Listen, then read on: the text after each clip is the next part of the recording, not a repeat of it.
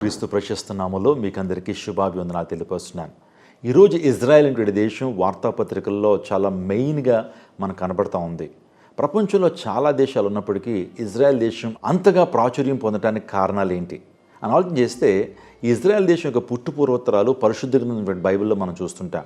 Israel దేశం ఏ విధంగా ఆవిర్భించబడింది, Israel దేశాన్ని పరిపాలించిన రాజులు ఎవరు, ఇజ్రాయెల్ దేశం మీదకి వచ్చినటువంటి శత్రువులు ఎవరు, ఇజ్రాయెల్ దేశంలో న్యాయాధిపతులు ఎవరు, వీరి గురించిన సమగ్రమైన వివరణ పరిశుద్ధ గ్రంథంలో మనం చూస్తుంటాం. అంత మాత్రమే కాకుండా క్రైస్తవులు ఆరాధించేటువంటి యేసుక్రీస్తు కూడా ఇజ్రాయెల్ దేశంలో పుట్టాడు. యేసుక్రీస్తు ప్రభువు అక్కడే సమస్త మానవాళి కొరకు ఆయన తన అమూల్యమైన రక్తాన్ని, తన ప్రాణాన్ని పాపుల కొరకు అర్పించాడనేటువంటి విషయాలు మనం పరిశుద్ధ గ్రంథంలో మనం చూస్తుంటాం. జాగ్రత్తగా ఆలోచన చేస్తే ఇశ్రాయేలు పట్ల దేవునికి ఉన్నటువంటి ప్రత్యేకమైన ప్రణాళికలు ఏంటని ఆలోచన చేస్తే, దేవుని లేఖనం చెప్తుంది, ఇశ్రాయేల్ని కాపాడువాడు కునుకడు నిద్రపోడు, నీకు విరోధముగా రూపించబడిన ఆయుధం వర్దలదు.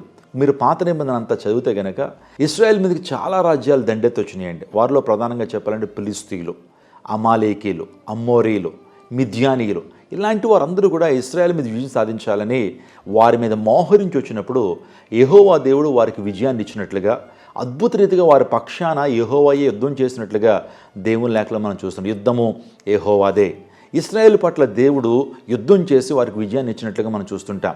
చాలా విషయాలు పరిశుద్ధ గ్రంథంలో ఉన్నాయండి. ఒకసారి ఫిలిస్తీయులు అనేటువంటి వారు ఇశ్రాయేల్ మీద దండెత్తి వచ్చినప్పుడు, నిజంగా ఇశ్రాయేల్ సైన్యం చాలా కొద్దిదే, ఇశ్రాయేల్ సైన్యం చాలా చిన్నదే, కానీ ఫిలిస్తీయులు మోహరించి వచ్చినప్పుడు ఆ టైంలో మోషే అనేటువంటి వ్యక్తి తన ప్రజలందరినీ పిలుస్తాడు. మీరు మిస్పా దగ్గరికి రండి, అక్కడ అందరం ప్రార్థన చేద్దాం, అక్కడ అందరూ ఉపవాస ప్రార్థన చేద్దాం, మన దేశం మీద దేవుడు మనకు విజయాన్ని ఇవ్వాలంటే ప్రార్థన చేయాలని అందరినీ సమీకరించినప్పుడు, మిస్పా దగ్గరికి సమీకరించినప్పుడు దేవాదేవుడు ఆ ప్రార్థన విని శత్రువుల మీద ఇశ్రాయేలుకు గొప్ప విజయాన్ని ఇస్తాడండి. ఆ శత్రువు ఉంటున్న భూభాగంలో, యుద్ధ భూమిలో ఉరుములు మెరుపులు, భయంకరమైనటువంటి వర్షము దేవుడు కురిపించడం ద్వారా వారు కన్ఫ్యూజన్లోనే ఒకరినొకరు వాళ్లే చంపుకోవడం ప్రారంభించారు. అలా చంపుకోవడం ద్వారా ఇశ్రాయేలుకి విజయం వచ్చినట్లుగా దేవుని లేఖనాలు మనం చూస్తున్నాం.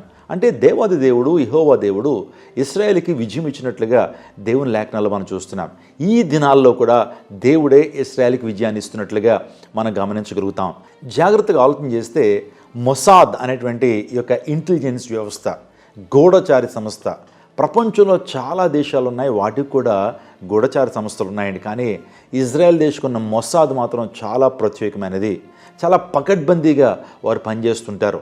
మొసాద్ నుంచి ఏ ఒక్కరు కూడా తప్పించుకోలేరు అనేటువంటి విషయాన్ని మనందరూ కూడా తెలుసుకోవాలి. నేను ఒక విషయం చెప్పాలనుకుంటున్నాను. మొసాద్ ఒక వ్యక్తిని టార్గెట్ చేస్తే కనుక ఆ వ్యక్తి పాతాళంలో ఉన్నా, చంద్రమండలంలో ఉన్నా సరే ఆ వ్యక్తి ఖచ్చితంగా హతమవ్వాల్సిందే, ఫెయిల్ అవటం లేదనేటువంటి విషయాన్ని మీకు జ్ఞాపకం చేశాను. మొసాద్ ఆపరేషన్స్ గురించి నేను తెలుసుకుంటున్నప్పుడు ఆశ్చర్యపోతున్నానండి. అసలు వీరికి ఇంత జ్ఞానం ఎలా వచ్చింది?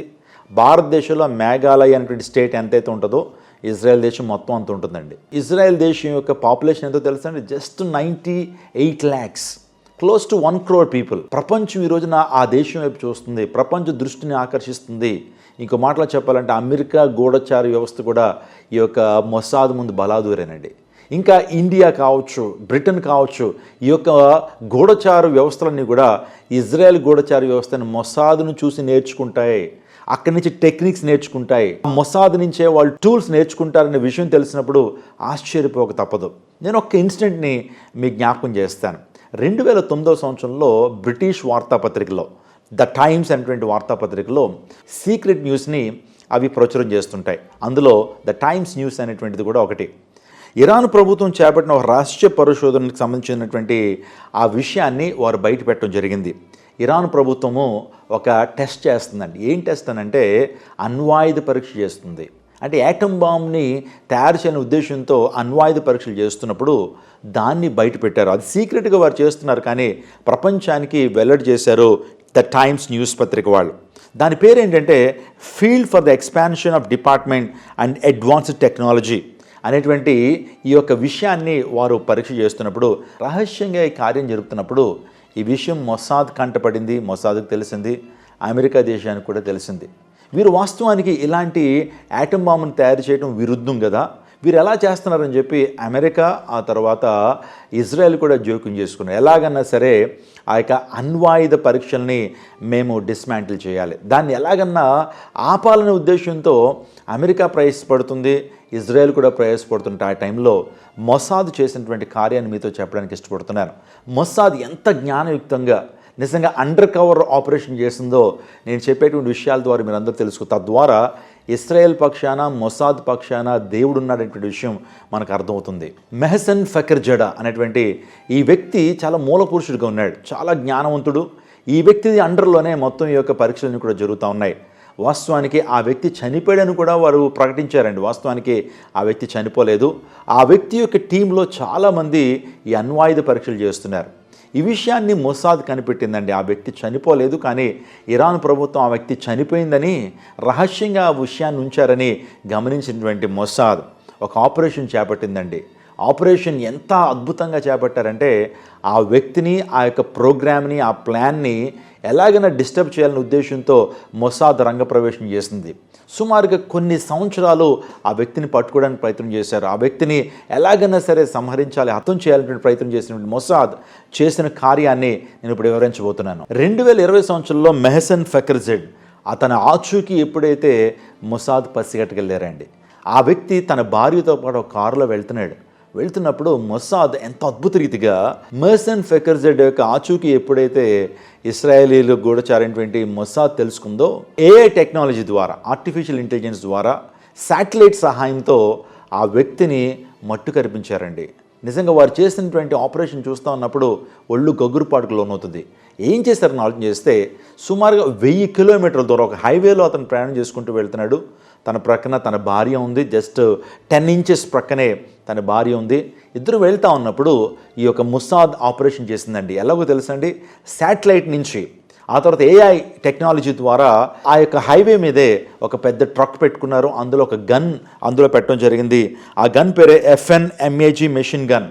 ఆ మెషిన్ గన్ని ఆ ట్రక్లో మీద పెట్టుకుని అక్కడ ఎవ్వరు లేరు, కానీ ఆ శాటిలైట్ నుంచి వారు ఆపరేట్ చేశారని గన్ని. సుమారుగా 13 బుల్లెట్లు తన యొక్క శరీరంలోకి దిగిపోయినాయి. కారులో ప్రయాణం చేస్తున్నప్పటికీ కూడా చాలా దూరం నుంచి టార్గెట్ చేశారండి. ఆ వ్యక్తి అక్కడికక్కడే మృతి చెందాడు. తన ప్రక్కనే తన భార్య ఉంది, జస్ట్ 10 అంగుళాల దూరంలో ఉంది, కానీ తనకు ఒక్క బుల్లెట్ కూడా తగలేదు, చిన్న గాయం కూడా ఆమెకు జరగలేదు.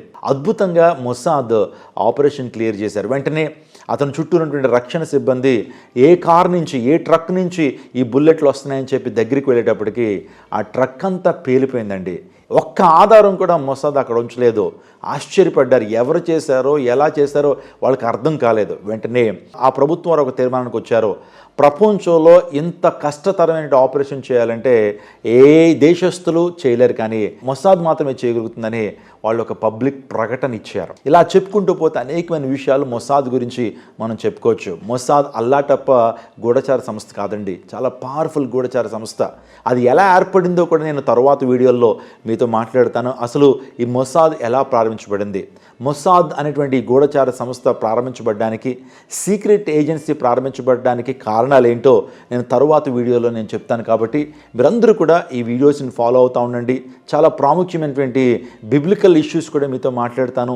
చాలా చారిత్రాత్మకమైన విషయాలు, శాస్త్ర రుజువులతో కూడినటువంటి ఆ యొక్క విషయాలు మీతో మాట్లాడతాను. కాబట్టి ఇప్పుడే ఈ ఛానల్ మీరు సబ్స్క్రైబ్ చేసుకోండి, లైక్ చేయండి, నోటిఫికేషన్స్ కోసం బెల్ సింబల్ క్లిక్ చేయండి. అనేకమైన మొసాద్ దాని ఆపరేషన్స్ ఏంటి, ఇజ్రాయెల్ దేశానికి ఉన్న ప్రాముఖ్యత ఏంటి, ఈ యొక్క యుగాంతం ఎలా జరుగుతుంది, ఇజ్రాయెల్ దేశానికి బైబిల్ ప్రవచనాలకు ఉన్న సంబంధం ఏంటో చాలా విషయాలు మీతో మాట్లాడతాను. కాబట్టి డోంట్ మిస్ దిస్ ఛానల్. ఈ ఛానల్ ఇప్పుడే మీరు సబ్స్క్రైబ్ చేసుకోండి, అనేక మందికి షేర్ చేయండి. God bless you, God bless our India.